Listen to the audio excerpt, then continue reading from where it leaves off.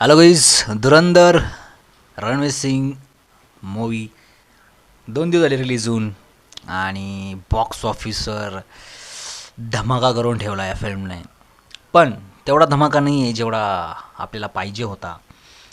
60 कोटीचा business first डेला अशी अपेक्षा होती सगळ्यांची, पण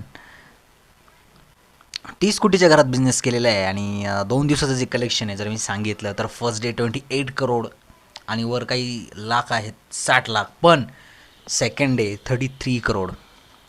म्हणजे 60 कोटीच्या वर बिझनेस तर झालेला आहे 2 दिवसात, 60 कोटीच्या वर.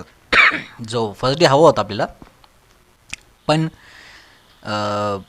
काही कॉन्ट्रोवर्सी झाल्या कारणानं या फिल्मला त्याचा फटका नक्कीच बसलेला आहे. आपण समजू शकतो या गोष्टी.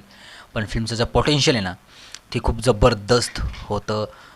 फिल्मनी जर 2 दिवसात 120 कोटी जर केला असता बिझनेस, तो सोन्याहून पिवळं झालं असतं. पण सॉरी, त्याला काही अपवाद आले, प्रॉब्लेम्स आले. हे जे प्रॉब्लेम्स क्रिएट झाले आता हे व्हायला नको होते ही सगळ्यांची अपेक्षा.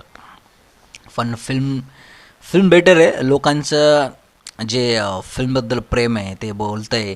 आणि फिल्मची जी थीम आहे ती सगळ्यांना आवडलेली आहे.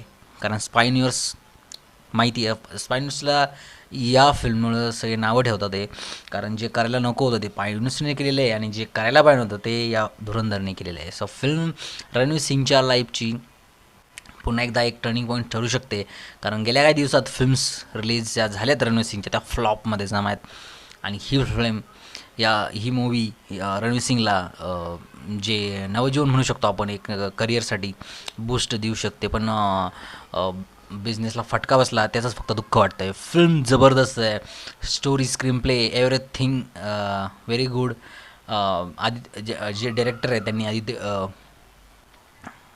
जी फिल्म बनवली होती 6 ते 7 वर्षापूर्वी, उरी द सर्जिकल स्ट्राईक, ही खूप मोठी ब्लॉकबस्टर ठरली होती त्यावेळेस. कोणालाच वाटलं नव्हतं ही फिल्म एवढी मोठी बिझनेस करल. आणि धुरंधर जेव्हा रिलीज झाली त्यावेळी हा मूवीसुद्धा त्यांच्या आयुष्यातला चांगला ठरला. कारण रणवीर सिंगची आणि त्यांची म्हणजे करिअर आहे, त्या दोघांच्या करिअरला ही फिल्म खूप इम्पॉर्टंट आहे. त्यामुळे एकच प्रार्थना सगळे करतात की फिल्म चालावी, आणि फिल्म चालते म्हणे. संडेचा खूप मोठा धमाका होणार आहे. 2 दिवसात जर 60 कोटीच्यावर बिझनेस आहे तर संडेला नक्की 30-40 कोटीच्यावर बिझनेस जाईल. आणि माझ्या मते 100 करोड 3 दिवसात व्हायला काही हरकत नाही आहे.